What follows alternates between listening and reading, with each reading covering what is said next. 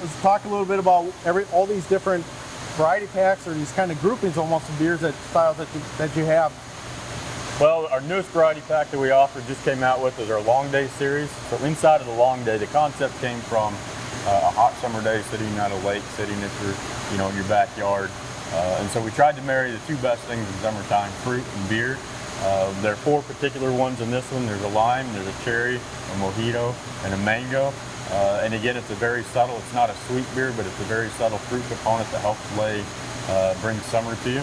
Okay. The next group that we go into is the Whole Hog Series. And the Whole Hog Series is definitely built for the more eccentric craft beer drinker. They're bigger beers, they're higher alcohol, they're higher gravity, they're absolute flavor bombs, absolute aroma bombs.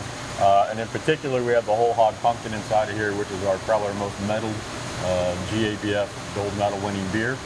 The next group that we have is our IPA variety pack. And one of the things we want to do is not just make another IPA, but come out within the IPA family and show some distinction in what IPA varieties can be. So in here we have a white IPA that uses Sriracha Ace from Japan, which is pretty cool. We have a Spruce Tip IPA, which we actually use spruce tips that they cut out of Colorado. I was going to ask about that. I'm like, so there really is, all right. Which is pretty cool. We do a peach mango IPA, so we actually use peach and mango puree in the brewing process to marry the fruit and the IPA together. And then we do probably one of my favorites called the One Shot, and every time you brew it, it's different. And the consumer can go out, scan the barcode, and go onto the website, and it'll tell you what's in that particular beer. The next group that we come to is under the Point Flagship brand. These are probably our most common, most readily available. We have the Coast Radler, which was new last year to us. It's a traditional German radler, which means it has grapefruit juice and a light beer. Really refreshing on a hot summer day. Again, marries lager beer and a fruit together. The other one we have is an American style wheat, our nude beets. We use passion fruit. And again, in the brewing process, we don't do artificial flavors.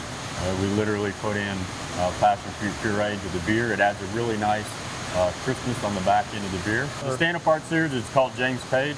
We refer to them as JPs. They're owned by Stevens Point Brewery. Okay. But we took this brand 2 years ago and we literally started from scratch. We tried to make beers that are completely out of the box for us.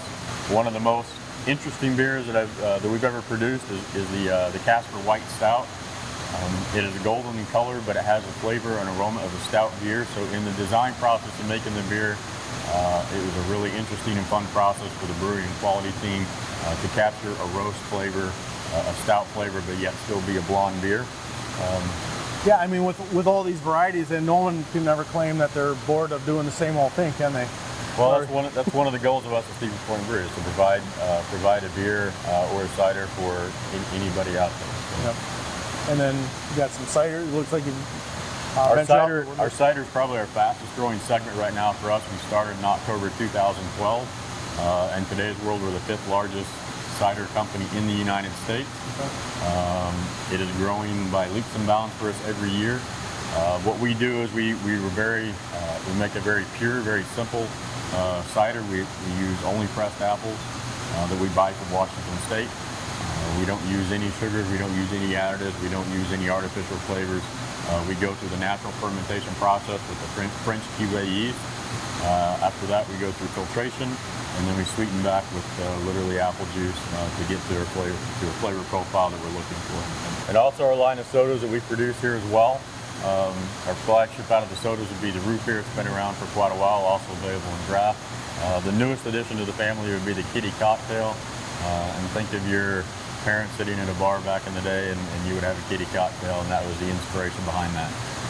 And was the soda then, I mean, you're one of the breweries here that had to endure prohibition for many years. Was the soda part of being able to keep going through that time? Yeah, soda was definitely part of the survival of the brewery during the Prohibition era. They also made some malt extracts and did some other very interesting things here, but definitely soda is one of the flagships to keep the building open, so that we are the 5th oldest continual operating brewery in the United States.